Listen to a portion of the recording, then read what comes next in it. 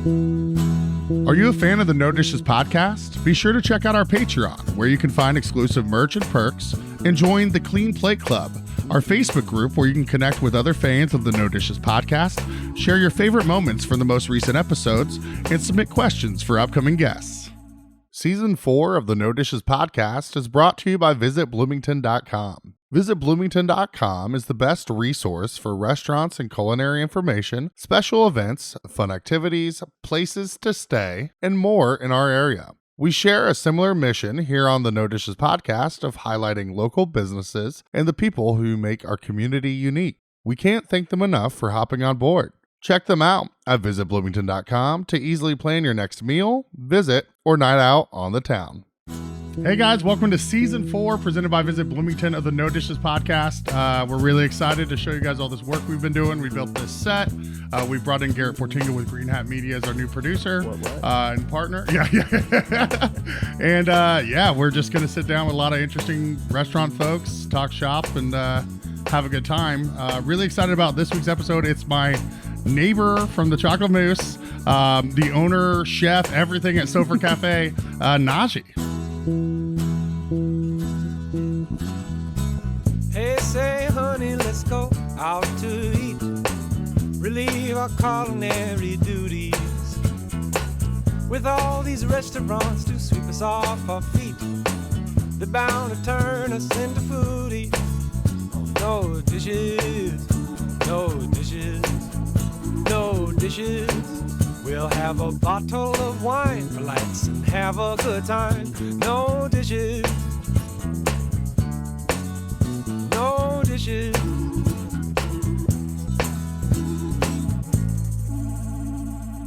Thanks for joining us.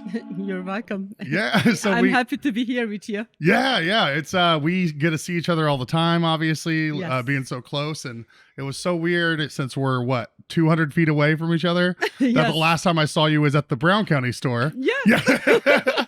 And you and Mehmet were getting out of the car right as I was pulling out. Yes. And By the way, we got our chocolate. You gave us the coupon. oh, nice. Okay, that's good. Don't tell anybody I'm a nice people. I want to keep expectations low. Yeah. I will keep that in secret. Yeah. Nobody heard now. Yeah, exactly. I don't want to. Yeah, I don't go doling those out, just throwing them around. I'm just kidding. No, it's I always like helping out the little bit we can for our friends and neighbors and all of that fun stuff. But the timing of this is kind of perfect because when I had seen you last at the Brown County store, we were talking about when is Sofra reopening. Yes. And you just reopened, and we've talked about you coming on this for a while. Kind of tell us about Sofra and kind of you just reopened. What's new? What can people expect? Mm-hmm. Okay. After COVID, we're reopening first time. It's about 2 weeks right now. There's not much new, but the same popular things coming back, like most popular things. And I'm trying to take it easy for myself and slowly reintroduce. Yeah. Let's say I even didn't put the pizzas in the menu. But still, when I am around, I am going to make them. Yeah, absolutely. But the most popular items are in the menu. Like Iskender kebab, bol kebab, or some vegetarian options like okra stew, white bean stew. Those are the most popular ones. I just ate and I'm already getting hungry again. Gyro wraps are still there, absolutely. I'm so excited to get back over there since you reopened. Yeah. And, so you took over because you used to have Golden Stitch next door, and now that's part of Sofra. Expanded, yes. So that's new. You have new dining room, so people that maybe thought it might have been too small of a cafe before now have a little more space, might not feel like they're on top of each other. Those kebabs you mentioned that are the most popular ones, what do those consist of? Iskender kebab, what I talk is like very well known as gyros, like you guys know that. We call them doner kebab, doner. Or in Indiana, it's gyro. Yeah, gyro, right? Gyros, gyros. I hear different things about that. We absolutely cook them and cut them, but the Iskender kebab is little different than regular gyro plate or gyro plate. No, I call you. We I like to have, make fun yeah, of that's people. okay. We have homemade bread. We cut them as cubes, like a small cubes, and toast them. And there is a tomato sauce, tomato-based sauce, like a homemade again. We call them Iskender sauce in Turkey. The first time the guy made it, name is Iskender. That's why they call it Iskender kebab. Gotcha. Also, the sauce, like with the tomatoes, after the tomato come to Ottomans, like this kebab started to make. Okay. They started to make this Yeah, kebab. I'm gonna have to come up with something. Yeah, So I want food named after me. That would be nice. That's my new goal in We life. can come up with some food for you. Like, we put that tomato sauce top on the bread, and we put our Iskender, we call them Iskender because of the gyro, like a döner, whatever, and then tomato sauce again, and homemade yogurt on the side, and little bit of bulgur also. Bulgur is the cracked wheat Okay. and whole grain. And one of the popular thing, I think I do sell more bulgur than rice at the cafe. Oh, really? Okay. Yeah, that sounds so hearty. And Yes. yeah. Yes. That's if It's I come in. filling, and it is like a whole grain.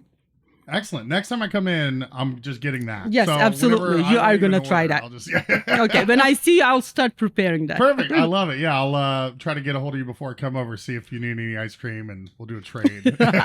No, not necessary. You're like, I have bills to pay. I can't pay them with ice cream.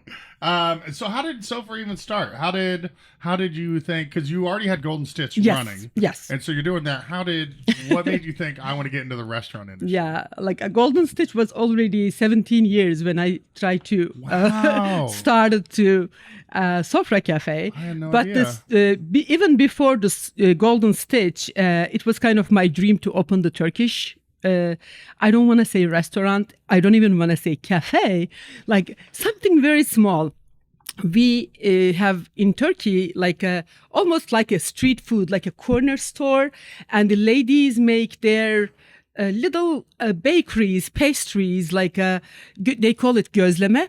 Then I make them over there too, like on the pastry section sometimes. Yeah, yes, they're fantastic. and when the first, I just wanted to do something really small, but that time I know that I couldn't manage. My husband was still student that time, and I was working part-time with the seamstress shop on the east side, so-and-so's. Oh. Yes, they are wonderful people, by the way. I love them a lot. We're a sucker for a good pun on this. So-and-so. That's good.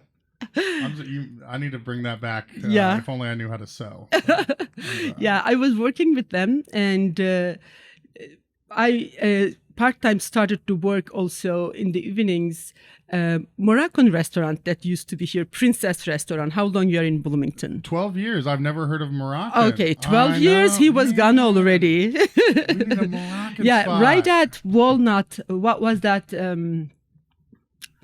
Next to, it's a Princess building. Yeah, the Princess Theater. Yeah, Princess so Village Theater. Pub is there That's now. the bottom part was Princess Restaurant. It's a Moroccan restaurant, traditional seatings and all those things. And it was in the Princess Theater? Yes, it was in the Princess Theater at so the bottom part. That must have been before El Norteño. went in there? Yes, Okay. just before then. Yeah. Gotcha, okay. And I work as a second chef over there, help Mohammed, like a owner. And first time I worked as chef or a help in the kitchen, because back in Turkey I was a teacher. Oh, okay, But I was Turkish language and literature teacher, and my hobby was cooking and sewing. And I learned how to cook when I was 13, and sew also. I don't know when I learned, cooking the same way, Yeah. But after I started to work with Moroccan restaurant, I see that I really like the vibe, you're running, rushing, flames and all those things. Yeah. It made me so happy. I'm that kind of person, I think I'm a hyper person. It gave you an outlet. Yes. I love that. That's And so great. I said, okay, this is really nice. But I know that you need to have something to start with. In the meantime, I know how to sew. Then I started Golden Stitch with the help of a friend of mine. We become friend after I gave an advertising, like I'm doing sewing, extra job. I wanted to get like a take home something. Okay. And then that was a bridal store. Interesting. And I started to get a couple bridals from her and then work at home. And then she asked me, why don't I open my shop? Then I said, okay, like I'm new here and I'm an immigrant and I don't even know. And my English was not like this. I didn't, I couldn't talk much. I still have all these, things like I cannot tell really good. But still, like that time, it was pretty tough. And she said, no, that's okay. I understand you. And then when I tell you, you do this, take in like 2 inches from the waist and expand this much, you understand everything, you can do it. Yeah, you communicate just fine. Yeah, so, how am I supposed to? She helped me with the, like, how do I need to go to city and file the paperwork? And then she said, yeah, come and open downstairs at the bottom of the, right across from the library. Okay, on Kirkwood? On Kirkwood. That was a bridal store. So that's bridal essential. And that's where Golden Stitch started. Okay. And then I opened up my shop and I work, but it was still there, like my idea, still there. So I kept looking around. And then later on, after I moved like a couple places, after the economical crisis, like I closed down the form. In the meantime, we purchased the bridal store, while we are doing the alterations. So you purchased the one that you originally came into, the Bridal Essentials? Yeah, Bridal Essentials. Okay, yeah. And then we run that about 5-6 years. But later on, we closed that down. We moved as alteration store again. And next to that, like a small place, I wanted to open my little Turkish place. Yeah. Not even a cafe. Then Tap take my place over. Oh, wait, the one... the bottom part, like... on the square? Yeah, just right at the square, the Tap. Yeah. So you wanted to that's open the brewery. up where the Tap is? Yeah, where the Tap is, underneath the brewery part. Oh, there's small I was pub. right there. That's a small part. I was going to open there, but Tap offered the whole building. And absolutely, my landlady said, okay, Naciye, I have to get you out. Sorry, I told you can open it. Then I said, okay, then my dream crushed. And she said, I want to show you a place. And she showed me this place. And this turned out even better for me. Nice. Sometimes things just work out well. Yes. For the better. That's fantastic. Yeah, you never know where, you start with something, but it just guides you to direction. Yeah, sometimes it's better to not fight it. Exactly. And just roll with the punches. Right? I love that. So what is it that brought you to Bloomington in the first place? How did you end up in southern Indiana? Okay. It was my husband's studies. Like he was doing, he was going to do his PhD. We were in Philadelphia first. He graduated from University of Pennsylvania. Oh, nice. And he applied several places. And he got accepted here and another place. And we looked both places and he liked it here. I mean, we liked it here both. Yeah. I liked to actually vibe in Bloomington. I don't know what, but he liked the department over here. That's how we come. And that time I had only my little one, the first one. He's 25 right now. And not so little anymore. Yeah. Not so little anymore. And I just wanted to do something, that's how I started. Like, I told you, like, I am not staying in one place. Yeah. So once you got to Bloomington, how long did it take before you started working doing the seamstress? Year and a half.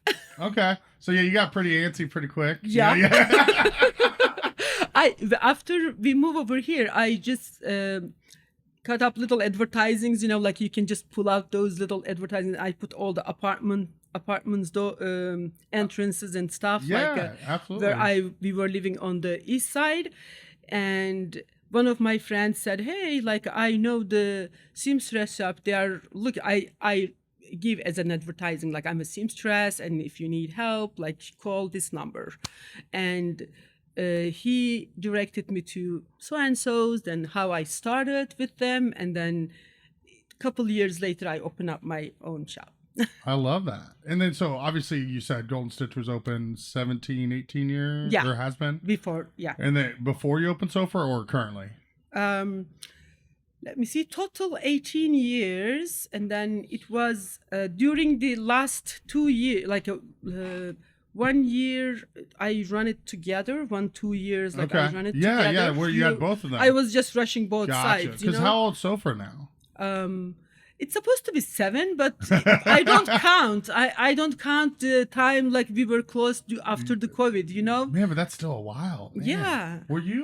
Was Sofra open before we opened our new location? Yes. Gotcha. That makes sense. The chocolate mousse was still like... In the stand. It was the stand, and then it was a big area you guys were doing wow, that's nuts. I forgot that. Friday. Food Truck Fridays. Yeah, Food Truck Fridays. I was just coming over there too. Yeah, that's right. Man, you remember my that? memory is so bad. Yeah. Because, you guys were even coming over selling at Food Truck Friday.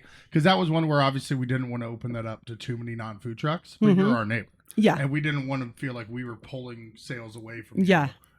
Thank you were very much. understanding of it. Yeah, well, sometimes people won't see that as a good thing, even if you offer to come over and sell. But you were like, yeah, this is great. Like you're bringing tons of people here. We're coming over. We're going to sell our food. But I never forget that. Like right after we opened, the big guy showed up at the door. I didn't know who he was, and it was not you. It was Justin. Yeah, I know. Yeah, I knew. I figured that's where you're going. With the big ice pack on him. And then he said, hey, neighbor, we are chocolate mousse over there. You know, like he introduced himself and that's so nice. we got to know each other and he welcomed us. Like it was so warm. And I never forget that. Oh, that's so great. Yeah, all the time. We're like the same height and build. So people will think I'm Lovey all the time, or he's Jordan. And yeah. Yeah, I just tell him the better looking one is Jordan. So Are you telling front of him too? Oh, absolutely. Yeah. No, I only say that in front of him. It's funny that way. Okay. No, then people I know. wonder what I'm talking just joking. About. Yeah, I know. But you know that, like, did I tell you before? You look like my brother a little bit. No, you haven't. Only your hair is a little lighter, like your beard and hair is a little lighter. Okay. His is not dark brown, but a little darker than yours. And the eye color is the same even. Interesting. You're going to have to show me a picture I should have shown sometime. his picture, yeah. Yeah, well, obviously he's a very good looking man. So. He is. I like him very much. He must be doing very well for himself. That's funny. Is he over in the States, or is he? No, he's back in Turkey still. Okay, Izmir. Mm-hmm. Oh, nice. That's fantastic. So where in Turkey were you? Were you mainly in one place there, and then kind of? I mean, it sounds like you were still fairly young when you moved over here. I was 27 when I moved over here. Okay, but that's still a significant time to have been in Turkey too. Exactly. Yeah.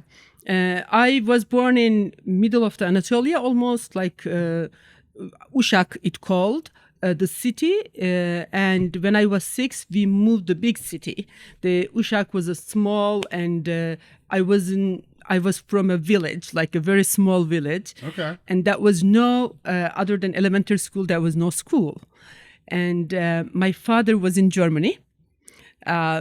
You most probably don't know about these kind of things, like in Turkey, this is very common thing. After World War II, Germany hired a lot of Turkish workers, immigrants, to rebuild the Germany.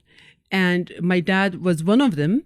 And even though we had some lands in our place, you know, like a farm and all those things going on, like some animals, but mostly the farming, like a wheat, some chickpeas, sunflowers, like we did have our own flour, oil, all the vegetables, you know, and even I remember my mom and grandma was making the cheese. Oh, wow. Yeah.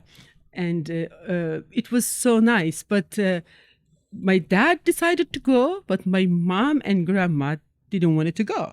And my dad went there, and every summer he was coming.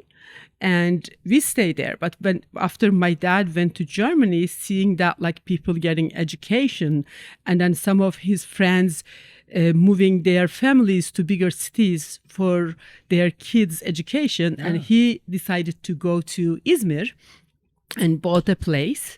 And suddenly he told them, like, you are not doing farming anymore. I'm moving you guys to city. And they gave the land to partnership. Like they are working, they are getting the half, but they're giving the other half to us. Like still like we have the ownership. But anyways, we moved the city, and I am the first one from our area, our village and surrounding, like getting the first woman, first lady getting the higher education. Wow, that's fantastic. Yeah. That's so cool. And my dad was so proud that what I become a teacher. Yeah. Yeah. That's so incredible. I absolutely love that, because that's like I'm sure that had to be tough, where it's like, this is what I know. I enjoy making all these things. Like that had to be like really satisfying, to be like, I made this and I'm eating it. But at a certain point, you have that opportunity to go expand that other people don't have. So that's so awesome that you have that. Yeah, it was amazing. While I'm getting the education, and I'm the literature major, reading a lot of novels and all those things, but seeing my dad as worker, a very hardworking person, and my grandma was like that, and they valued, not my mom. My mom was different. She was like, it doesn't matter what you're doing, you got to learn how to crochet. Hey, everyone has different priorities. Absolutely. But my grandma and my dad just like was very encouraging. And but I learned, they also, my dad and my grandma and my mom put us to work. Even though I get my education, like I learned how to cook, I learned how to clean, doing the all hard work, and we put the tiles together when we were building my brother's house with my dad. My dad built our own house. Oh, like yeah. He love all this. Yeah. That's so great. Just like making everything, not relying on others. Yeah, like seeing all those things. What I realize is, I think if you want something, anything is possible. Like looking back, like that time, absolutely, when you're living in, you don't realize, like you're just like, my dad is building something, I'm helping him. But imagine that, like he didn't get any education, the person, but he learned how to build the building. Like he was a carpenter back in the village. One of those artistic ones, like hand carving, making all the designs, the doors and ceilings, all those things, and more intricate work. Not just like, and he went to Germany and he learned how to build the concrete buildings or that kind of thing, and then came back and he built our home, and then when I was a little older, he built my brother's home. Then we work together. Like then I see that like you can do anything. Yeah, that's so great. Well, just for him to come back, like to leave, I'm sure that had to be tough for you to understand. Like he's not around. Yeah, but it sounds like it really was for the benefit of the family. That's and what the knowledge he thought. That he brought back. Yes, yeah, that's like that. About a month and a half or two every summer he used to come. I am going to tell the sacrifice he did for us. He never take Saturday, Sunday breaks, and he never take any Christmas breaks or holidays for German holidays. Only he took a break Friday afternoons for himself, just half a day in a week, because Friday afternoon is our prayer. Oh, okay. Then he just take the day off that afternoons, and then he worked and he collected all those times and then put them in the summertime so that we are out of school, he can spend time with us. Wow. When he comes, it was so amazing. He took us to beach, he took us to different cities, we go different places. It was awesome. Oh, that's so great. He sounds like such an incredible human. Like really just at least, knew what was important. Yes. And did whatever it was going to take to make sure that. I think I didn't realize later years of my life, he is the one of the most important person influenced me. I thought only my grandmother, because I really loved my grandma. And she was very inspirational. She she never give up. She became widow when she was 18. Okay, I was 18 years old? Yes, she was 18. Oh, man. And she got married when she was 14, those times, Right. And she never married again. And she lost one of her daughter, my aunt, and we never knew her when she was so young. And only my mom and her, but when my grandpa passed away, and all the land and everything was on her, and he and his uncle helped, they worked together and tried to raise my mom and take care of her mom, and her husband's mom was blind. Both of them, she took care of them. Wow. And then later on, when we moved to city, she took care of us. I just looking back, I'm thinking wow, my mom was my older sister. She was very pampered by my grandma, and my grandma was doing all the work, and she was very hardworking person.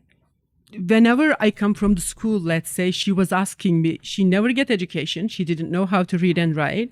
She was asking me, what did I learn? And she was saying, I don't know anything, but I want to learn at that age. Yeah. I was sitting and she was listening to me like something very important, right? Then I was so excited to tell all those things, what I learned from my elementary school till the my college years even, but later on I realized, yes, my grandma was with me all the time, but every summer, those 2 months, my dad was very big inspiration as well. That's incredible. How long was it until he came back, or how long was he in Germany that he was making those sacrifices? He went back to Germany. First time he went to Germany before I was born, after my older sister born. And then while he was coming somewhere and going back, I was born, and I am still keeping one of the postcard for my birthday, he sent, because he wasn't there when I was born. Oh man, that's so, man, that's cool to have though. But, he was very special. He brought very sensible presents. He used to bring a lot of presents to us, but one of the presents I really, really like is 1 teaspoon. Teaspoon. Do you still have it? I do still have it. I love that. That's so great. I mean, every year, I keep collecting all those different things, but my favorite one is that special teaspoon, because I am the tea person, even when I was a child. Absolutely. Yeah. No, that's so, yes, for a longer time than I realized. Yeah. Well, that's so great to have the examples of your father and your grandmother, to see, because, an education's great, but if you don't have a work ethic, it's only going to do so much. Yes. So that's so awesome that you were able to have the opportunities to have that higher education that none like yourself had before, and then to also have that work ethic in front of you constantly. It explains a lot. It explains a lot about what I know about you. Yeah, I got cooking from my mother. She was the perfect cook.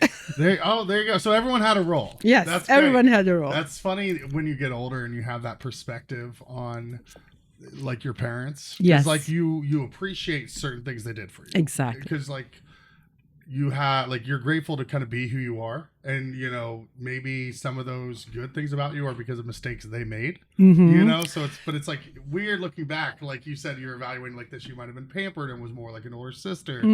Just when that kind of hits you, you're just interesting. We're growing when the time passes. But I said right now, you made me think about it, she's like an older sister. I fought back in my mind, with my mom, long time. But at last, I found a peace, because the things mistakes, we call them, right? Yeah.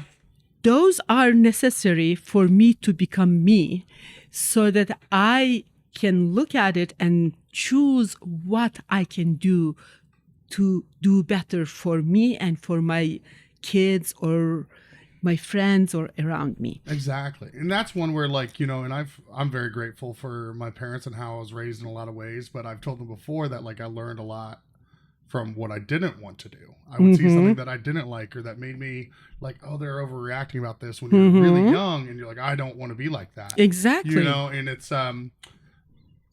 good. Yeah, it's a positive thing for you to learn, but it's like it also makes you realize that other people can't use, especially when they're older, they're just like where they're either like bigoted or just have these issues, and they're like, well, people are like, well, they were just raised that way. It's like, like you have that internal compass, yes, that like you should be able to be like, that's wrong, exactly, and you learn from it instead of just being like, oh, well, that's what I was taught. You know, it's like, oh, you can relearn shit. You know, exactly. Yes, you can. And well, that's such a cool. I don't know. That's so interesting. Just like all that has to give you just obviously a great perspective on so many things, seeing those sacrifices, having the opportunities that you know had and then made the most out of, and then to come to go to Philadelphia and then Southern Indiana. You know? Did you ever see yourself once you got to Bloomington where you're like, man, we are staying here for good? Did you ever think you'd be here this long? No, we never think when we first coming over here to visit, to look at the school. My husband is a big city person. He still really likes the bigger cities. And he was like, we saw the cows and farms, you know, coming I'm like, surprised you didn't just oh turn my around. God, where are we going? Well, I'm glad he stuck it out. Yeah. Mehmet is so fantastic. We haven't talked about him too much, but you guys are just an awesome couple, and he always has a big smile when I see him too. So it's I always enjoy anyone that just has that constant positivity, because it's hard. It's hard to always, you know. You know, he looks sometimes serious, but he's one of the most gentle person I know. He's very soft. You wear the pants in the relationship? No, he's so sweet. That's he's so very, great. very kind person. Yes. At what point did you realize that, like, okay, this is our home. This is where we want to stay? Okay, let me think. It was kind of, you know, we were thinking back and forth, like, shall we go? Shall we not go? But one point, one event happened. It was a very sensitive event for me. Shall I tell? It's very... Whatever you're comfortable. By all means, if you don't want to talk about something, don't. Yeah, it's totally up to you. It is very... I mean, I don't see any big reason to not to tell. Like, everybody has in their life different things.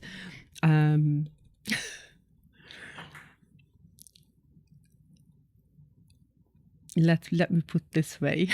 Shall I tell her? You're totally fine. We struggle with after the bridal store closed. We struggle with financial situation, and my baby born like a third one with the C-section, and we couldn't pay the bills for the hospital. All those things happen. Then I was like, oh my God, we cannot do this, we cannot do that. How are we going to handle the situation? Anyways, but we couldn't make the payment on time. And it went to court. And Mehmet went to court to make the payment arrangements. Like, it just takes some time, you know? And we're juggling a lot of things. Like, we closed down the formal essentials, and we moved to place, like a smaller place where the tap is downstairs, you know? In the meantime, we missed one of the letters. The court called for us, and absolutely no showing is no, right? And they didn't come to our home to do anything, but I got a phone call from a collection agency saying that it was very interesting. The lady was so kind of hateful. Like, it seems like I have the money and I'm not paying, kind of, you like know? you're trying to dodge it. Yeah. Like you're purposely Yeah, not. purposefully. And then she said, like, you missed the court and all those things, like she's telling me. And then she told me, like, she called the Golden Stitch number and she know that I'm at Golden Stitch.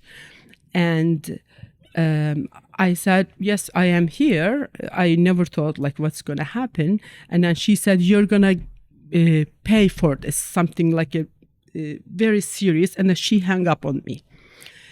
It's about 10 minutes or so, like maybe 15 minutes. The police showed up at the door. Mehmet was inside the other room.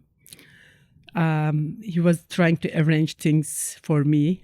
You know, we moved and all those things. And I had my assistant helping me for sewing over there. And the police came. Just as soon as when I saw those two young policemen, I realized that, oh my God, that lady told. Because she could have told them, and then while we missed the court, they can just come and get us, right? They came, and then she asked me who I am. Then I said, yes, I am Naciye Akgun. And then they told me, is your husband here? Then I said, my husband not here. And they understand, is he in the other room? And then I said, yes. Anyways, they said, do you know why we're here? I said, I think I know that. We missed the court. I am going to say the boy, he was very young. He said, I really apologize. You guys are not the ones we are normally running after. And he said, we need to take you to sheriff's department, something like that. And he said, we have to put the handcuffs on you guys. But I don't want you guys to be feeling embarrassed.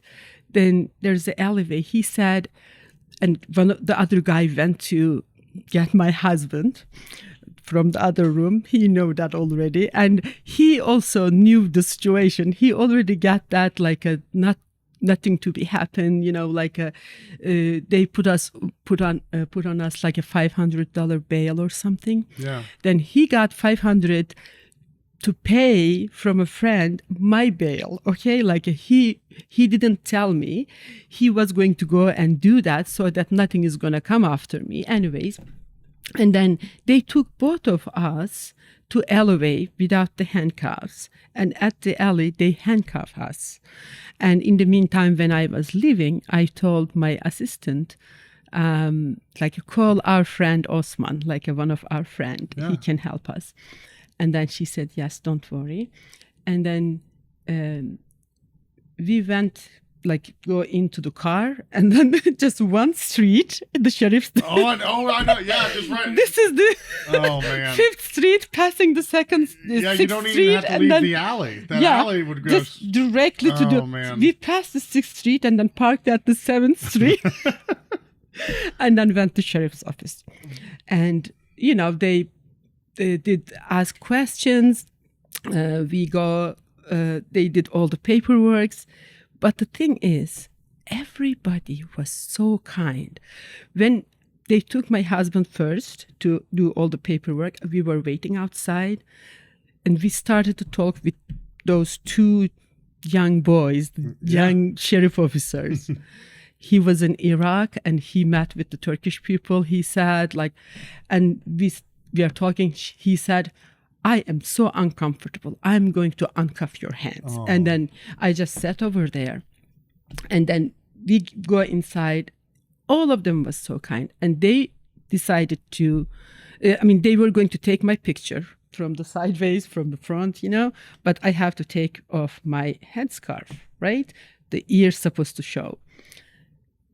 And the gentleman, the officer, said, I am going to get... I didn't say anything. He said, I am going to get a lady officer. Then I will leave so that you can take off your hijab, and then she can take your picture. And then they did that. They put me in a jail. Like I was alone. And I was nursing, by the way, that time. My baby was born, all those things. But the thing is, I was so comfortable. I never get frustrated because everybody was so kind. Then I'm a believer, you know that. Then nothing is coincidence. Everything happens for a reason. It was the time in my mind I was going to decide, am I feeling comfortable here? Am I feeling at home here? Okay. And then one lady called and tried to make me not to feel at home, but every other thing happened, showed me I am welcome here. Then when I was waiting over there, one of the lady officer, her name is Dawn, the sheriff officer, she's one of my clients. She was just passing and then she just turned, Naciye, what are you doing here? Then I said, hi, Dawn. It's like, need anything I can stitch for you? I came here to do your stitching. And she asked, and then I told her, she said, these things, don't worry, you're going to be okay. Are you hungry? Can I get you a burger? Oh, there you go. Nice. And she fed me good. It always comes back to food. At the end. Anyways, yes. And then we, my friend show up later, and nothing happened. Everybody said, hey, guys, you guys are okay. Yeah. And then we paid 500 bail and go home. But one thing stuck with me. This place, these people, good people. That's great. This is my home. Man, yeah, that's... That day, I decided to stay. I didn't expect that question to get that answer. But that's... Man, it's so unfortunate. Oh, by the way, is this live? Yeah. Oh my God. No, you're all good. Okay. I like that you asked that 45 minutes in. You're like, because most people won't come on unless I tell them oh, it's not live. Mm-hmm. So you're like, I don't care. You're like, I'm coming on in anyway. But that's, it's just so, it's crazy how, I don't know, such a sad, unfortunate event can just lead to such a great realization for you. Yeah. And just show true colors, some for the bad, some for the good. Everywhere, Yeah. Those things are in Turkey. Those things are here, everywhere. It doesn't matter. We just need to find what we want to see, what we might want to make out of those things. Absolutely. Yeah. Well, that makes me so happy. I mean, again, and just even the humor that you found in the story of oh, he's not here, but he's in the other room, I didn't lie. I just omitted selective truth. Yeah. It was so hard, but. Yeah. No, that's, between that and then her seeing, that's, it's nice that something so that great came out of that. That's really great. That makes me, proud to call Bloomington home, that you were able to have that experience. But we'll go to a quick break and come back. Okay. Absolutely. Introducing Constellation Stage and Screen, Bloomington's newest professional theater and film company. On stage next, Constellation presents Death Trap this January and February at the Ted Jones Playhouse, now extended through February 19th due to high demand. Holding the record for the longest-running comedic thriller on Broadway, Death Trap is filled with twists and turns in a series of shocking events that'll keep you on the edge of your seat until the very last moment. See Death Trap on stage January 26th through February 19th in downtown Bloomington. Find tickets at constellation.org. You haven't heard about Excalibur? Well, you better axe somebody. It's Bloomington's premier axe throwing facility located at 3604 West 3rd Street. It's perfect for birthdays, wedding parties, corporate events, or just hanging out with your friends. They also offer fun for all ages and super exciting Jelly Ball. Find out more and book your next event at axcaliburs.com. That's AXE Caliber with an S. Excaliburs.com. I recently started going to Allure Eye Care for my contact exams, and my only regret is that I didn't do it sooner. Not only is their pricing as good or better than chains that I've gone to, the experience overall is just so much more enjoyable. Dr. Christensen is so kind and attentive, and the whole staff just really seems like they're having fun being there. On top of all your eye care needs, they also offer dry eye and skin spa services. Support local. Go to Allure Eye Care, 3655 South Sayre Road, and on the web at allure-eyes.com.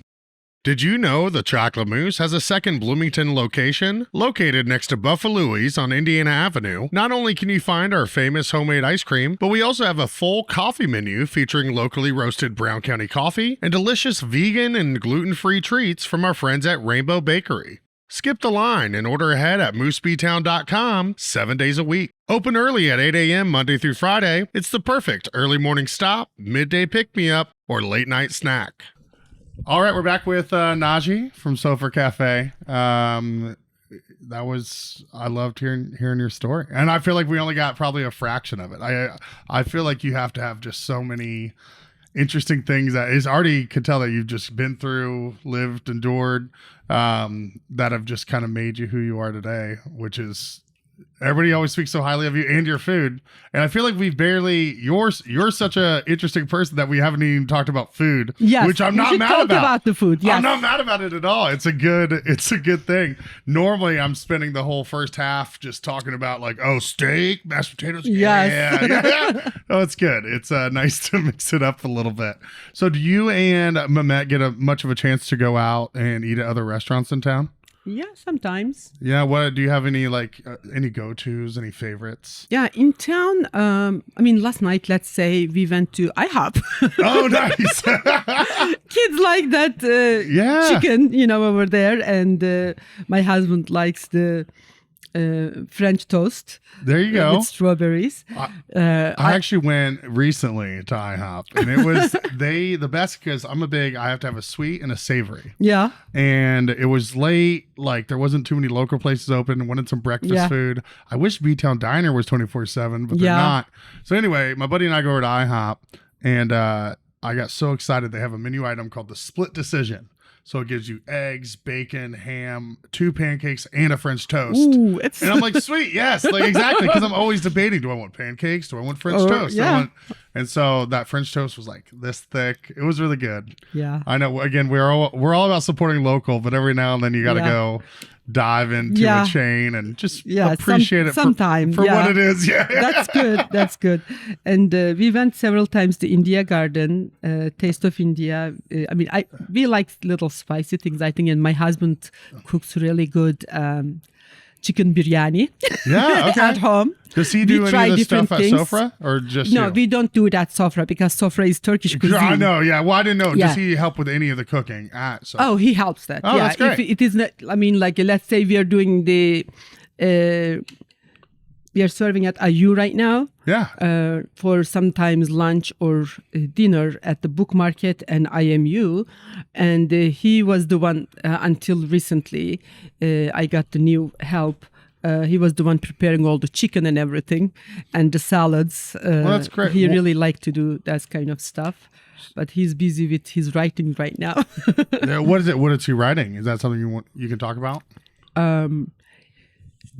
He is into philosophical and theological things nowadays. Okay, and so stuff I could try to understand. He's probably on a much further level than I am. You should talk to him about these. He's very deep, man. I like that. I will. That's good to know. He has the conversation usually with lots of professors, they're writing back and forth about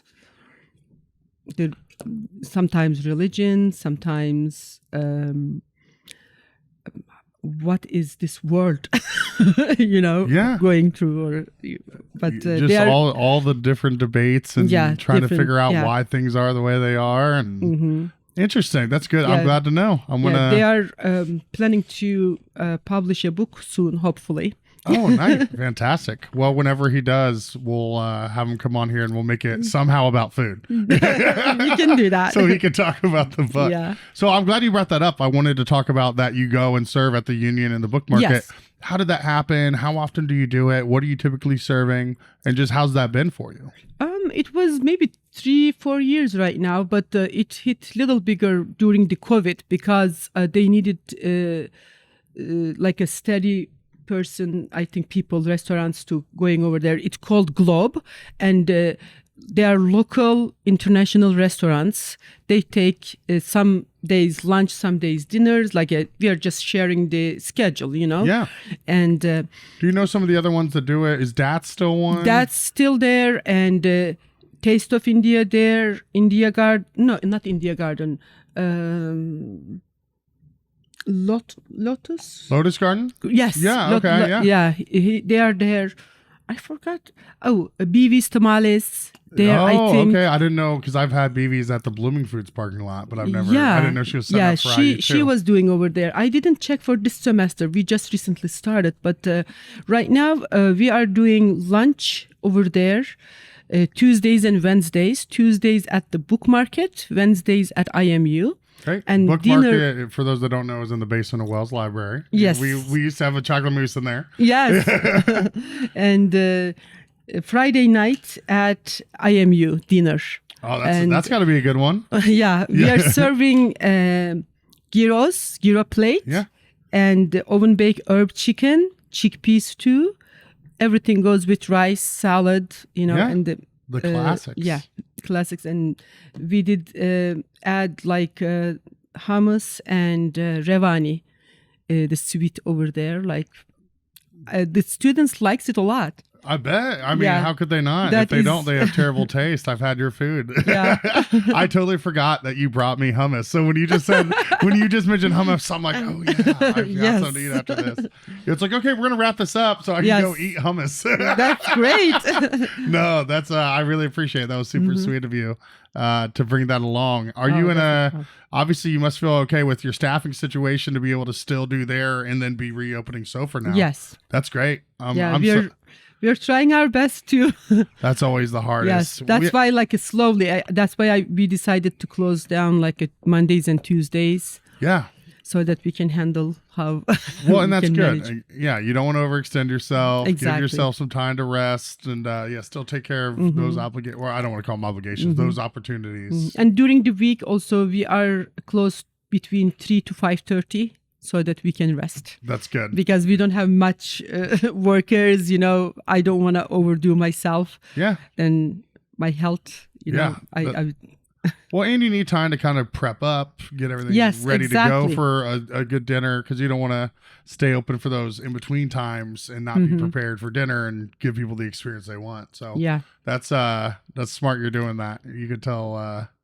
You maybe learned a lesson before where you're like, oh, I thought I could do all this, or quickly realize, a little break in the middle of the day. It's never a bad thing. Yeah, that's you do brunch too, and I don't think a lot of your brunch is so Saturday, good. Sunday, and it's a buffet, isn't it? It is buffet, Turkish breakfast brunch. Turkish style, and it become very popular. Yeah, I was gonna say, if there's anyone that hasn't gone to Sofra, that's what I would. I mean, dinner, lunch, it doesn't matter, but brunch is the it's so we good. have our bakery items there, and some appetizers, and like a Turkish breakfast, olives and cheese, homemade bread. Absolutely, that's the one of the thing. I don't serve anything. I don't serve home for my kids. I don't buy the ready breads to serve over there because the ingredients in there. I make my own bread, I make my own yogurt, and I make whole wheat bread, white bread over there. I make my own jam. I love it. So it's all authentic, homemade, scratch. Yes. Man, yeah, I don't think people realize that's what Sofra's doing. Those that I'm so excited, and I'm glad that we have some platform to help promote the amazing food you're making and just the person that you are, because that brunch is so good. When does that brunch run? What times on Saturday and Sunday? Saturday and Sunday, 10:30 till 2:30. Okay, great. And the You'll see me at amazing 2 thing o'clock. is, Yeah. 2 o'clock is okay. Amazing thing is, like, as soon as when I reopened, I started to see all those same faces. Like, Oh, yes, nice. yes, we were waiting for You're this. like, they didn't forget about us. Yes. That's so great. Yeah. We've all been just waiting because I'm just like, I look at that pic, they got to be ready soon. And then I know, when we ran into each other, you're like, very soon, very soon. And now it's here. So it's so fantastic. So what is in a traditional Turkish breakfast? What is in a traditional Turkish breakfast? We mentioned olives. Yeah, those are like you can just take it out like olives, cheese, cucumbers, tomatoes. Those are the ready ones. We call it menemen. You chop some peppers and cook them in the oil a little bit, and then add chopped diced tomatoes. Yeah. And cook it really nice and crack eggs in it, like a There very we go. fresh. Yeah. That is one of the thing.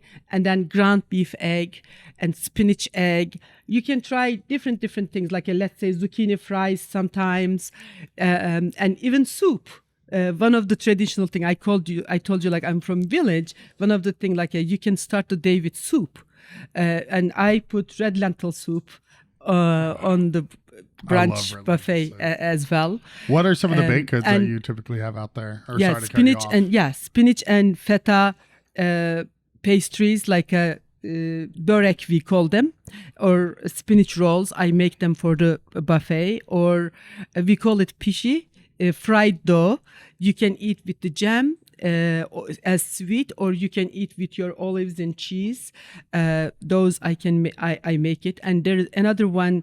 It's like pretzel, simit we call it, yeast dough dipped in molasses and sesames and rise and bake, and it was the street food, and that usually the kids were selling in the streets before. Yeah. Right now the regulations, you cannot sell them like that. One of the other thing I make it for breakfast buffet also.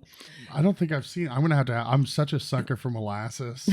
My buddy brought over. His wife made molasses cookies for our last. Yeah, poker when you game. said that, like a breakfast, also tahini and molasses, also very, very common. Okay. That was when I was making the breakfast plate. You can choose your own egg, like how you like it, like a tahini and molasses, and we call it sucuk also. If it is not in the buffet though, sucuk is a Turkish sausage. You can order like a sucuk egg, and we just crack the eggs on the sucuk. It's like a spicy sausage, and olives, cheese, and your either toasted bread, your choice of whole wheat or white, or we call it katmer. It is a buttery, flaky pastry. You can order with that. But for now, we are not offering that one yet. So yeah, that's good. Again, back to the not biting off one, Yes. easing into it. But for sure, must have one is the Turkish tea. Absolutely, I know. At the end, Turkish coffee. Yeah, you always take care of me with the Turkish coffee. I love it. I'm just like, yeah, sure. It's so good every time. And when you finish the Turkish breakfast, you drink Turkish coffee. The name of the breakfast is in Turkish kahvaltı. It means before the coffee. You have to have it. I like to say it all revolves around the coffee at the end of the day. It all revolves around the coffee. Like now I'm getting it. That's I'm even more excited to go back. That's so great. What are can you describe some of the other menu items that you have on for lunch and dinner that we haven't discussed yet? Oh yeah. Let's say Sultan's Delight, one of the item. It is, I took it out from one of my historical book. I have it I display at the cafe, the cookbook. They made it for Sultan Murad, I believe. I need to go back, I don't want to make mistake. That is beef stew, put in the nested creamy eggplant, creamy roasted eggplant with cheese, and served with either rice or bulgur. and we serve it on the side like either tzatziki or shepherd salad. Okay. Yeah, shepherd salad is small diced tomatoes, cucumbers, onions, parsley, what else? Peppers inside, and olive oil and lemon juice. Okay, that's great. I'm glad you said that because that's what I was picturing was a little like cucumber salad, but I didn't know that's what it was actually called. Well, I'm learning things. This is good. First time in my life, finally. Maybe I'll actually retain something. Yeah. Have you had a chance to go to the other Turkish places in town? Yes, I have been in Turquoise Cafe. Yeah. They are the first ones open in Bloomington years ago. And Anatolia restaurant, I think recently they are not open. Yeah. But I have been there a lot before. And I really like Adana kebab over there, Anatolia restaurant. And Turquoise Cafe, after the first owner, Şefik Bey took over, and he is doing good. Yeah. But he added to me like a little on the Turkish menu, added little bit Afghan flavors. But it is very tasty also. I really like chicken kebabs over there in the bowl. Yeah, Shafiq is he's a sweetheart. He's so nice. I really like him. He's the kindest man I know. He's fantastic. He had the Kebab on Wheels food truck with his daughter Deba. Oh, and yeah. They did kind of some Food Truck Friday stuff, and I was fortunate enough to get to know them through that. And yeah, you guys are making everyone look. I'm always just like, man, everyone's from Turkey is so nice, you know. Yeah, Shafiq is so sweet, and that's nice that you guys support each other and have gone. Şefik Bey is not Turkish though. Oh, he's not? He's from Afghanistan.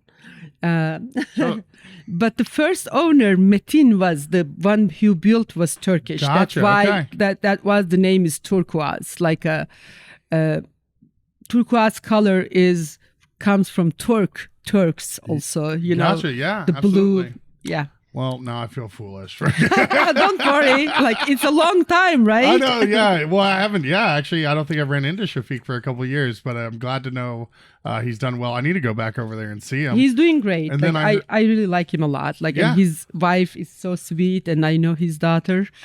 They are beautiful people. Yeah, absolutely, inside and out. And that's it stinks that Anatolia closed, and I'd been there a couple times and really enjoyed it.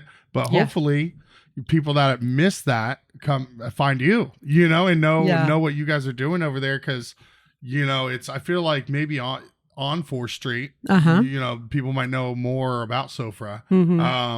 But I don't want you going any further than I like you right where you're at. You're so close. But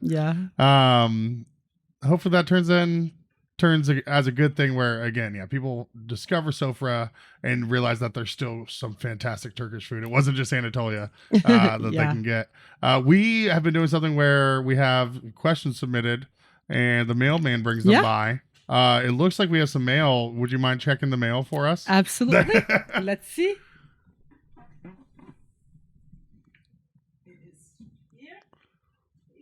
Oh, a lot of mail. There we go. Interesting. Let's see. Oh, okay, yeah.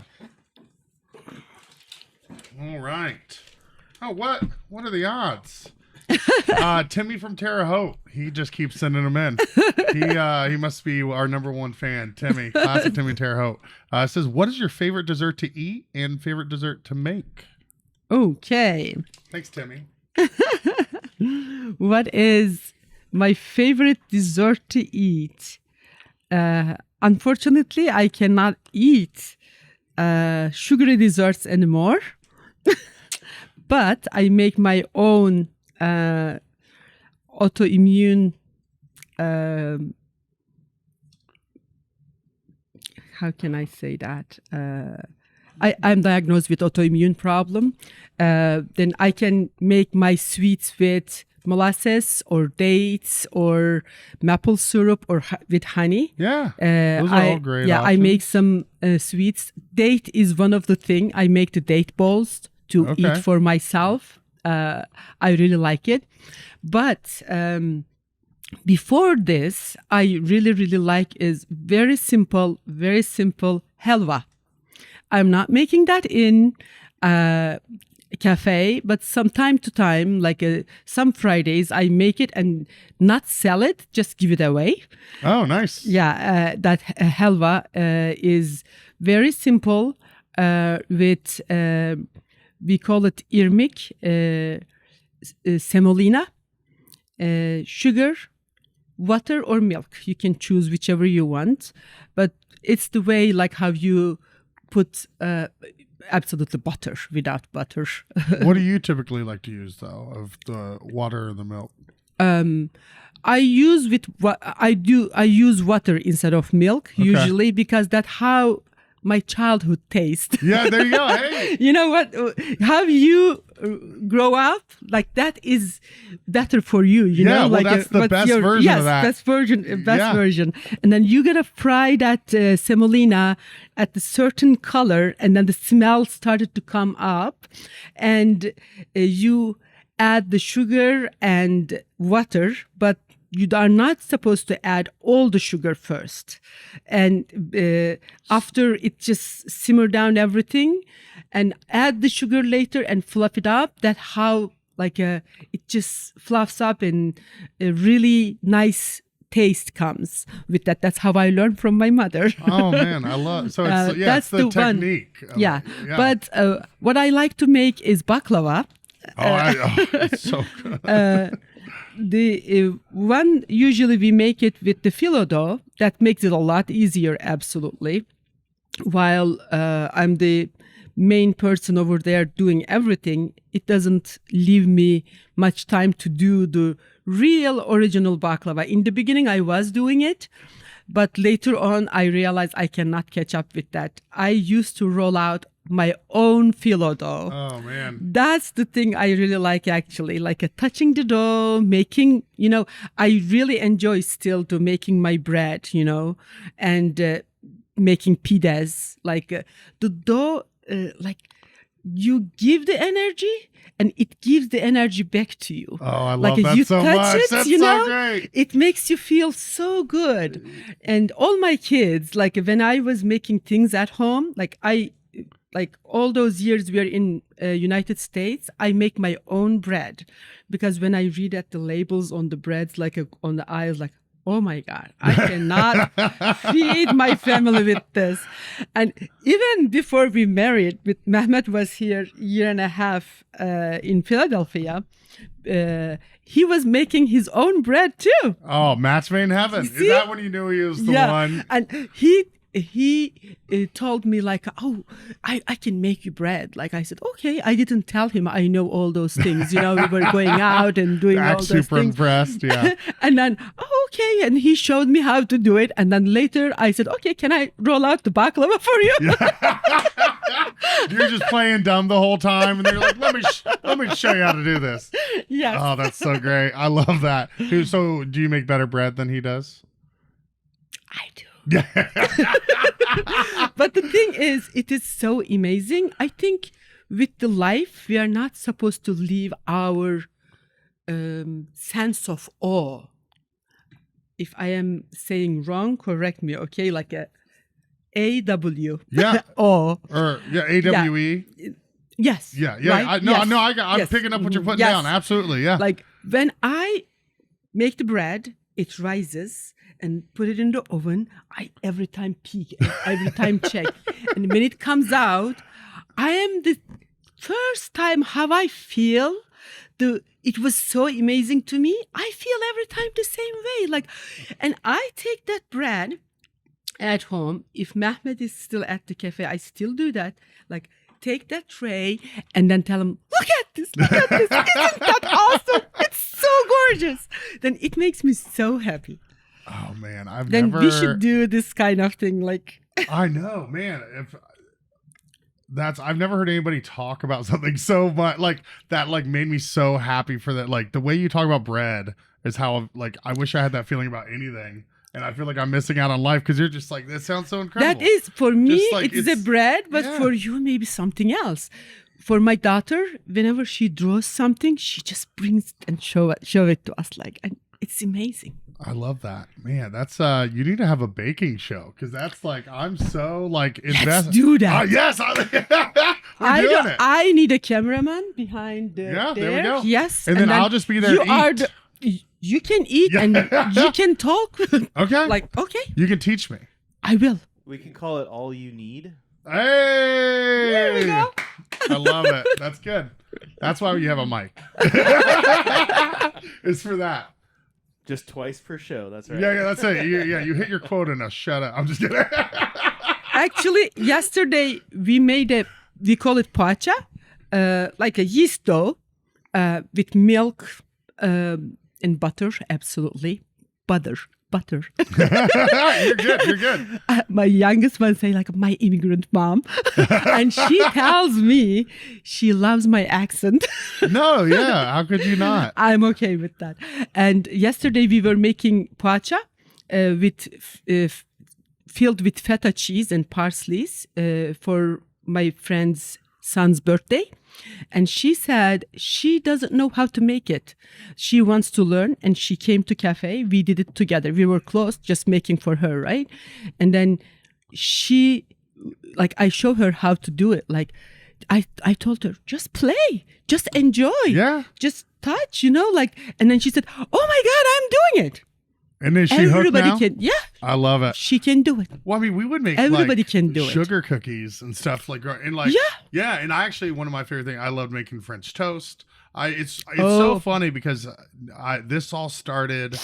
I'm kind of known for not cooking, for always eating out. That's how I know all the restaurants. But I'm actually like I really enjoy doing it. Mm-hmm. But it's just like having the time, doing dishes. Which obviously I hate. Let's do the French toast together. Have dishes, Jordan. He only owns one knife. Yeah. No. When I went, this is true story. He owns one knife? No. Hey, Don't. Let's not go starting any rumors. Okay. Up until a few weeks ago, I owned one knife. Okay. I'm a grown up now. I've been domesticated. No, when I went to Goodwill and bought some of these set dressings, they had a knife set, and so I bought it.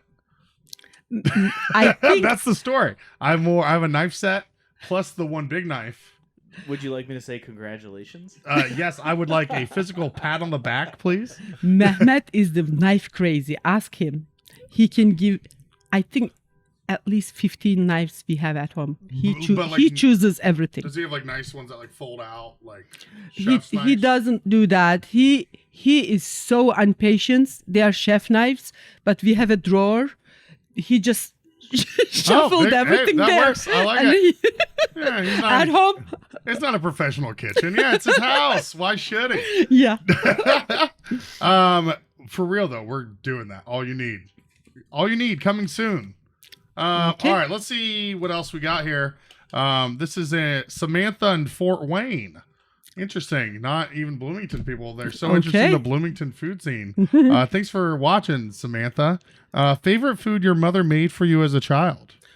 Ooh, favorite food my mother made me as a child. One. That is one of the very traditional. Nobody's making, I think, anymore. That was a soup with cheese in it. At the end, we add like a fresh feta cheese, small cubes. But first, she fries onions and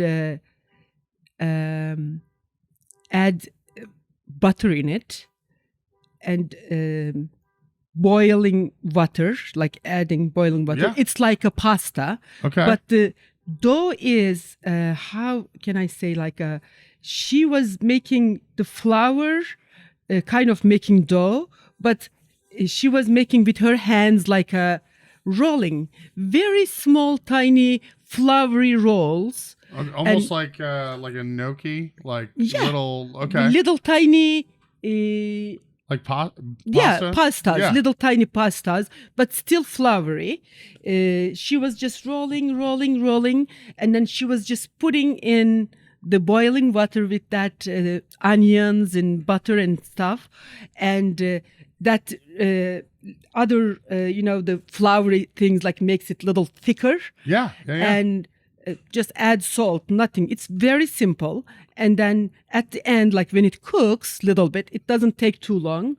And she was adding tiny cut feta cheese, and she makes herself absolutely. And they just, when you get in your mouth, take it to your spoon and just put it in your mouth, it just melts like a kind of chewy. It was so amazing. Very simple. Have you tried recreating it yourself? I did, but it's not the same taste. Because I cannot find the same feta, maybe. Yeah. I am not sure. Maybe the wheat, because that wheat from our Region. own, lands. And we just take him to the, what do you call that? They are grinding the wheat. The mill. Mill, yeah. The mill, and then you're getting your own flour. You're not taking any flour. The flour you grow. So it's the ingredients. It's nothing you're doing. I think so. Yeah. I think so. Let's just go with that. I hope so. I mean, considering how well everything else you touches turns out, I'm going to go ahead and guess that it's the ingredients and not you. That sounds awesome. Onions, butter, cheese. I mean, that's all very simple. all very much things I'm in love with. So, yeah. Was there a name for that dish? Sorry. Sorry about that. That was a village name. What was that? Omaç çorbası. I'm trying to remember that because it is if you are looking for that word into the dictionary, you cannot find it because how you're saying is a local word. Omaç, they call it. Okay. It's olmak in Turkish, like this, like a rolling with your hand. Yeah. And that's the name of the soup, omaç çorbası. All right. Yeah. Well, that's if you ever do try recreating it again, let me know. I will. I'll come over. I think now we have how many dinner dates set that I need to come I need to come over for the brunch, I need to come over for that. But another one I tried and recreated how my mom was doing is from our area is it called wedding soup with the lamb meat, and again very simple. There's flour in it and lamb meat and butter. Very, very simple. But it is the bone broth, the lamb is boiling with the bones and using that bone broth. That one turned out great. Okay, I think I can serve that as special at the Sofra. Okay, there you go. Nice. I mean, I've had like, is it Italian wedding soup? Is your more traditional one that you find in the U.S., I guess. But that's interesting that there's a Turkish version as well. Because anything with lamb, I'm always. But we should do your French toast together. Yeah. Okay. I got the recipe from America's Test Kitchen, and I'm making that with my homemade bread. I bet nothing can beat that. Yeah, not a chance. Well, it all just like you're trying to recreate the first soup. That's you're only as good as the quality of your ingredients. So yes, if you're exactly. with your homemade bread and my knowledge of making French toast when I was 11, we're going to be unstoppable. Okay. Well, since we brought up French toast, we have to ask. We ask everybody. If you had to rank French toast, waffles, and pancakes, how would you rank them? French toast, waffles, and pancakes. I will go, as you said, French toast, waffles, and pancakes. That's the only answer. It's the only answer. Anybody that You says said otherwise. that. Yeah, no, I mean, I know, yeah. Well, what I say goes on the. We had, okay, that's good. I won't out anybody else on their terrible opinions, but I should have known that, yeah, you're one of the smart ones. Or have good taste. I don't know, yeah. Yeah, I love French toast. It has by far the most flavor. There's the most ingredients. You have so much going on. Then waffles, get your little pockets. Anyway, I digress. So you never wanted to own a full restaurant or cafe. You wanted something super small. Because I like to talk, I think. Yeah, no. Friendship. Well, you can't. Yeah, you can't. But still, talk I to do your have friends it. coming in. That's what I think I really like about the Sofra. When people come, they invite me to their table. Yeah. To talk. Like, that's why it's I even more love important for you to find help so they can do theirs and you can just hang out. Yeah. And that's people come for the food, but they obviously also come for you. They come for people. You know, that's part of any restaurant that's like similar to Sofra. You know, it's the whole experience. It's just chatting with you, seeing how you've been, how Mehmet's been, and getting the food as well. What's kind of been the hardest thing that you didn't maybe expect when you opened up that you've had to go through, other than like COVID, but like finding the help. Yeah, staffing. Finding the steady, reliable help. That's the hardest thing. I mean, I met with beautiful people, but being in a college town, the students come and go, you know, and in my culture, I'm not sure here. I didn't see. In movies I see in like in Italian movies or Paris. Like I see waiters. The waiting is a very good job, and in my country, like you can retire as a waiter. Yeah. Like. And the person likes to do waiting, right? Then when you hire somebody, then that person can stay with you. I mean, I understand the students come and go, like they extra help, but you have to have your set people like working with you. But here, I didn't see that. It's tough. I mean, they exist. There are those people out there Still that might are be career cert, but it's most of them are kind of already at the place that they want to stay at. Yeah. It's really, really hard to find those. And it is nice to have students as kind of complementary pieces. Absolutely. But yeah, you need that foundation. You know, you need that backbone to kind of build off of. And also, like I, as I told you, like I had like diagnosed with autoimmune. Then in the beginning, I didn't know, and I struggled with my health a little bit. Then not having another chef over there, that makes it pretty hard. Well, especially when, it's so important to be consistent, you know, but if you're not feeling well, if you're not feeling up to it and you're the only one, there's only so much you can do, because sometimes you might have to make that hard decision to not open a certain day if it means your health, you know, just. That's why, like, I'm trying to right now have another person, like a study with me so that I can regularly keep up with. Are you still looking for that person, or do you have someone that you're training? I'm training somebody right now, and That's he's good. pretty good. That's great. Yeah. That's encouraging. Yeah. That's a then start. I'm I'm the main person still. Yeah. You know, I am cooking, but at least he will help me with, you know,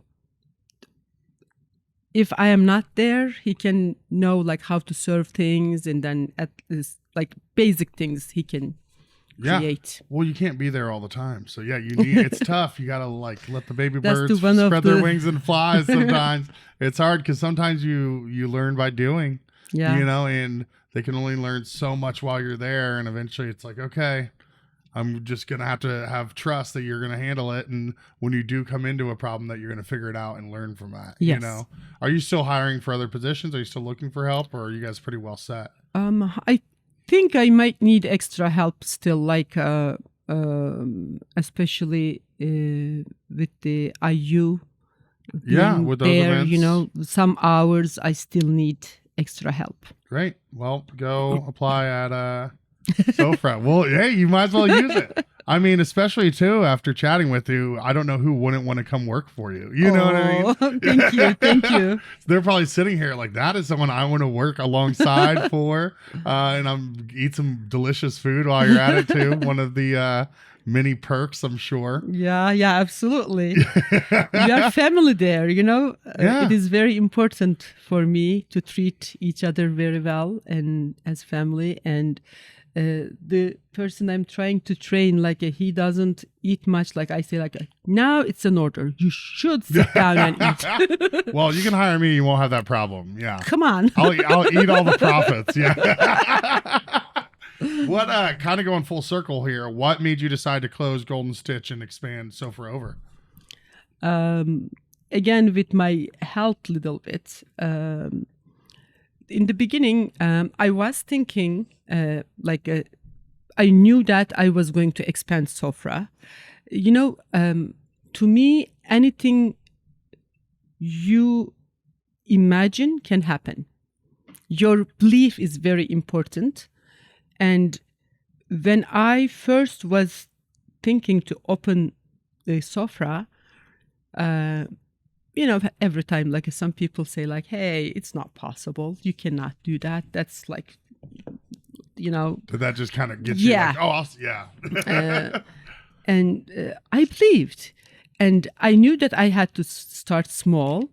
That's why when we are moving over here, it was a whole space. When we rented, we divided in a half, moved to Golden Stitch on one side, while we are renovating and making the Sofra. I keep doing that. And my idea was still train somebody and then hire somebody for sewing as well, and keep both businesses and expand the Sofra. And the new apartments across from us. Yeah, stage yard. Yeah. Right, yeah. I was planning to get one of the space for Golden Stitch over there. My idea was that. Yeah. And if I can do either partnership with someone really good sewing, I wanted to do that. But when I got I'm diagnosed with autoimmune. My hands started to get you can see a little tough for me to do smaller things. Right. The hardest thing is the picking up those stitches. I realized that I really enjoy sewing. It's a creating, right? I still do costumes for my kids. You should have seen that all those good costumes for Halloween. Yeah. Or they go to what's that? At Indie, anyways, they are going to a big event. Yeah. Oh, nice. Comic-Con. Comic-Con, Yeah. yeah. And then they dress I up. had no idea. They dress up different Yeah. characters, and I make all those things. They're very lucky to have and they you. design themselves, and I make it for them. But I realized that it is taking 3 times more than what I was doing before. And I am having pain. Then I said, okay, it's time to, it was my baby, Golden Stitch. Right. I really liked it, but I really enjoy that. Do you know why? Because I was with my kids and with my family. Then they did go to daycare, but if they are going half day, the other time they come to alteration shop with me. And when they were babies, they have their bassinet, they have their little swing, and they were playing with my colored threads, they are doing the color charts and everything. They still remember all those things. Wow. And Yeah. it was very important for me to have that. Yeah, that stinks, but it's nice that you have Sofra Yeah. to kind of move on to and still have a baby, Yeah. But yeah, especially since your kids kind of were raised and grew up there. Yeah. That's are they still able to help you at Sofra? Or are they kind of Sometimes older, moved on? They are. My son moved to Wisconsin after he graduated from IU, and my oldest daughter is with IU. She's teaching Hapkido and self-defense. Oh, wow. and Nice. jiu-jitsu. Yeah, that's cool. I'm very proud of her because I wanted to do karate myself when I was young, but I haven't able to do that because the cultural things. Sometimes the girls cannot Yeah. do things. Has your daughter been able to show you any moves or anything? Oh yeah. There you go.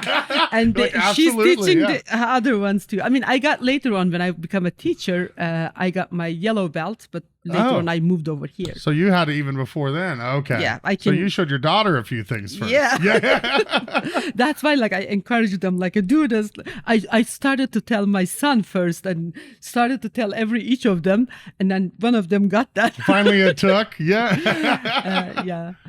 Living vicariously through them, those things where it's like the dad who wants his son to be the quarterback because he didn't, Yeah. Awesome. And, yeah, they do help sometimes, like, but they are busy with their things. Absolutely. Yeah. Well, it's really, all joking aside, it's cool that you have that shared interest with them. That Yeah. they're like, oh, my mom's interested in this, I'm interested, and you guys can bond over that, talk about that. But one of the things we really like to do every month or other month, like we try different cuisines from the world at home, and they choose everybody puts some name of the country, and then we pick, and then okay, today is Italian, it's Sunday usually, or afternoon for dinner, and we cook. Everybody search about their countries, what is most important for them, and then we choose the food, what is the most important drink, and what is the main dish, what is the dessert, and we make together. That's so cool. And then we sit and eat that, like how they eat traditionally, and then each person find a fact that like interesting for that country, like for that person. Yeah. And then we talk about that country, like That we is really so- like that. That's so awesome. Because- I love that so freaking much. Yeah, the food is like we're human. We need to eat, and our desire to eat, and we have that taste buds, but it is not just the filling the stomach, it's not just getting the energy. We are connected with around the food, I think, and it's our culture. It is so important. Let's say at wedding we serve something different, like every culture, right? Very important. When somebody pass away, we take food to the person's house. Like, it is so important. And all like serving tea, like we serve in a smaller teacups. Do you know why? I have to come back again and again and serve you. You are important. Man. You are my guest. That is very important. I thought I loved food before. That is such, you just summed that up so well. Why you love dining out, why you love eating, how every corner of the earth you all, like you said, you all have to eat. That's one thing everyone has in common. It is the experience. Yeah. When, like like- you said, it's not even just the food. Yeah. It's how you approach it. Yes, how you approach that. Yeah, what And- the tradition is, what's how you present it, how you serve it. What order do you eat in? And also how you prepare it. Like for me, I told you, like my grandma is my biggest influence. She told, you are not even going to waste a crumb. Okay? We take whatever the leftover crumbs from not the table, Sofra, because we sit on the floor as like a Sofra means family dining place. It is not table, it is round. It can be either kind of big plate, big tray, or it is wooden. That's ours was wooden. Then it called Sofra. Then it has little legs, and you can actually take out and put it on the corner. When the guest comes, guest is comfortable sitting there, and then you just put the Sofra front of him and start spreading the food, right? Yeah. And from those crumbs goes to chickens or the birds for the wildlife. And it is given to us for our needs, because we are needy, we are created beings, and we have to show respect to giver. That's why at my kitchen in Sofra, the first thing the person starts working back in the kitchen or dining area, I tell them, if you see any food, you are not going to step on it. It's like disrespect for me. Then yes, absolutely, we trash it here. Yeah. But for everything, like we need to show that. Like I did for a long time compost, like whatever I can reserve. Absolutely. Yeah. And then I give it to my friend. She has a big garden. She took it. And from the day we opened, we started recycling at the cafe. And one of the things, like one day after we opened, I don't know how many months later, office called me, the landlord's office, and then saying that, please do crush the boxes when you're throwing into the trash. I said, what boxes? She said, there are a lot of boxes like overflowing. And I said, nope, we do not put any boxes to the trash. I recycle them. Then do talk to your other tenants. It is very important. I think we need to be very careful about environmentally, like what we are doing. When I was carrying my recycle back in my van, and I went to food shopping, and I pushed them away, and then the person was putting the food to my van, and then he said, oh, why are you just bothering with these? You're a big restaurant right now. You don't have to recycle. It made me so upset. What? If I am bigger and I'm buying more, it means I am wasting more if I am not recycling. Right. Yeah. Even more reason to. Yeah. And but unfortunately, I do see not many restaurants recycle. Right. I think it is important to notice this too. Absolutely. Yeah. That's so great that you have that mindset of just from culturally and then just continued.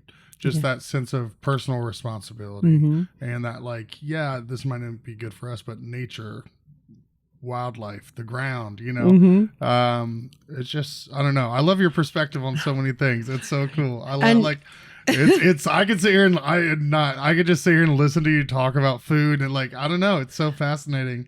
And it's just, I don't know. I really appreciate it in you and Thank you. Just that mindset in not just again, like you said earlier, not taking things for granted and just realizing the bigger picture. You're not just shoveling food, it's all part of something and it all kind of works together. Yes, exactly. It's just, we are part of the whole one, actually.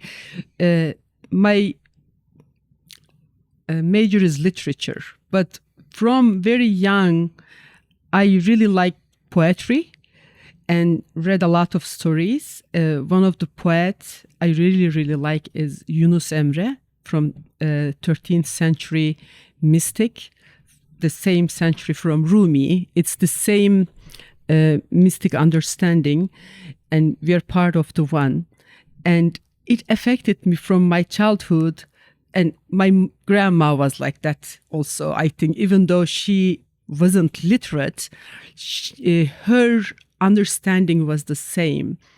When I find a rock, I feel that a rock is not living thing, but I talk to the rock. And one of my best friend was a tree. Now, when I am preparing the food, let's say I am chopping lettuce, it is so amazing. I see the fields. I feel the breeze. Then the life is more meaningful that way. What you are offering is not the green salad. We are offering the beauty of the world. That's what it's supposed to be. That's my heart actually feels that way when I am preparing. That was, let's say I made the red cabbage and leek salad at the cafe. There is no such thing exactly how I am making at the Turkish as a Turkish salad. You can make anything. Like I'm from Aegean region, and we eat greens a lot, every kind of greens. Arugula is one of the best things, but I really like leek. I really like red cabbage. I said, I'm going to make whatever I like over there. And I made that red cabbage and leek salad. And when I'm making it, I wanted to put like a pomegranate molasses in it. In my school garden, that was a pomegranate tree. It was like crack open. If you cannot reach up there, you see those like a diamond shaped things. Then when I'm adding to the salad that pomegranate molasses, I feel that tree is still making the pomegranate over there. And I put almonds in it, like sliced almonds. Yeah. And I put cranberries. It's like a little sour taste, little sweet, and pomegranate has that little sourish taste too, And I add apple cider vinegar, and all these things brings the harmony. And you know what? Isn't that like an onion? Said one of my friends, like a leek. Is that going to be a good salad? I said, I like it. I believe someone will like it, and it's very popular right now. I feel like such a fraud. Can I just say that, like, the way you talk about food makes me feel like I've never appreciated a meal in my, you know what I mean? Like, before we eat, our feelings, our soul needs to be feeling what we are going to eat. And when we eat that, we will be satisfied with our souls, not with the stomach. That's good. I've always been satisfied with my stomach and not my soul. So I'm glad I have. Oh, don't say I'm just kidding. I'm joking. Man, you are an awesome person. That's such an awesome way to look at it. It's so like, the red cabbage and leek, you serve that? Yes, I do serve that. I've never had that, and that's absolutely... A couple days ago, the lady asked with the chicken breast. Yes, I can do it. I added on that. That's whatever you like it. Do you find yourself making, because like just again, the way you walked yourself through, or us through that thought process of making that salad, what would you say like the percentages of your menu that's like, these are traditional, and then this is Naciye's doing her thing. You know what I mean? Like this is the like, we're going out there, we're exploring. Most of it is traditional. Yeah. But the traditional ones is like how I grow up with my childhood, then it is my visions in there. So like your version, you with little minor tweaks. Yeah. Okay. Is there something other than like the red cabbage and leek salad? Do you have another thing on your menu that's like not traditional, where you're just like, I think this would be good with this. Like I'm gonna put it all together. Oh, let's say cream chicken mushroom. Yeah. Okay. Yeah.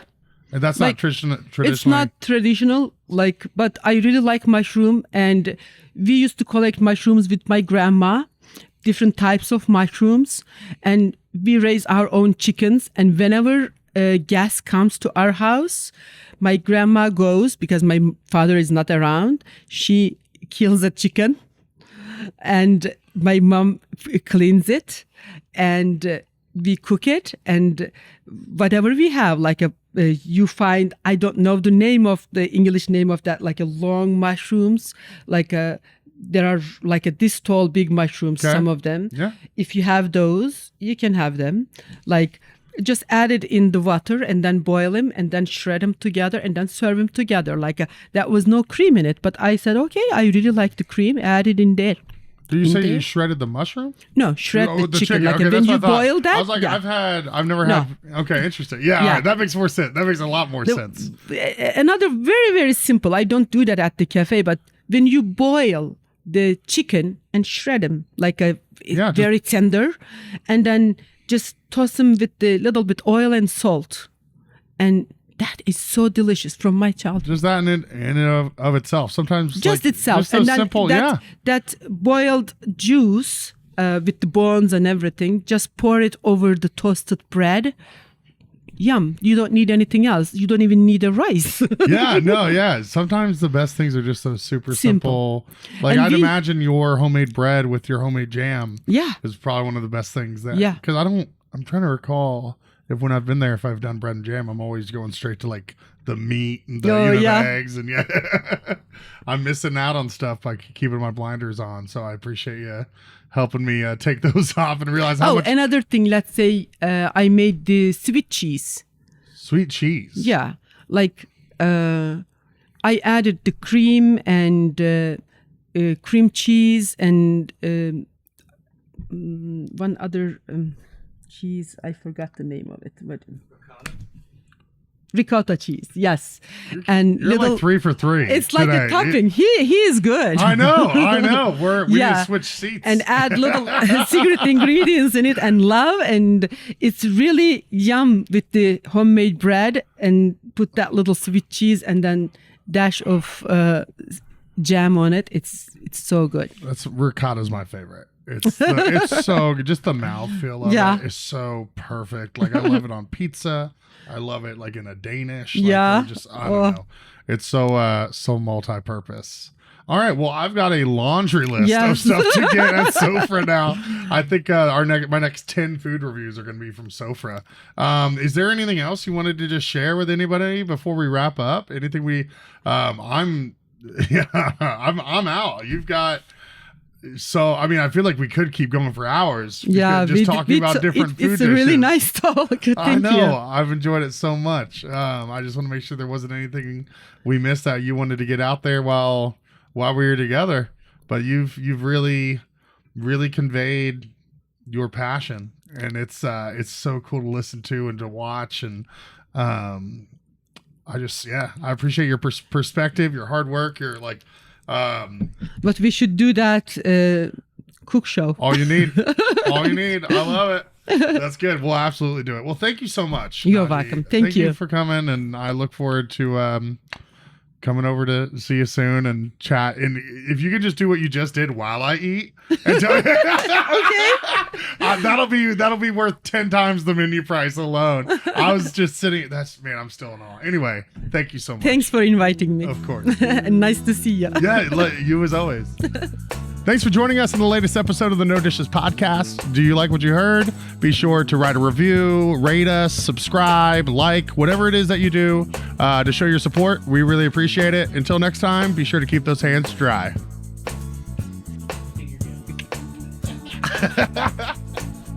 This episode of the No Dishes podcast was recorded, edited, and produced by Garrett Portinga of Green Hat Media in beautiful downtown Bloomington, Indiana. No dishes.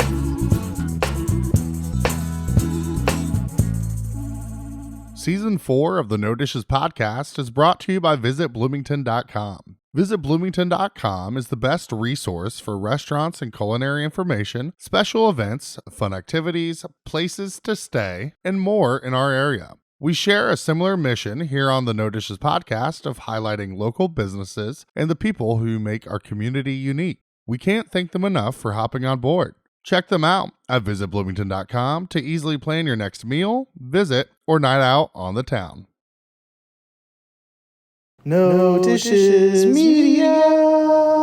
No Dishes Media.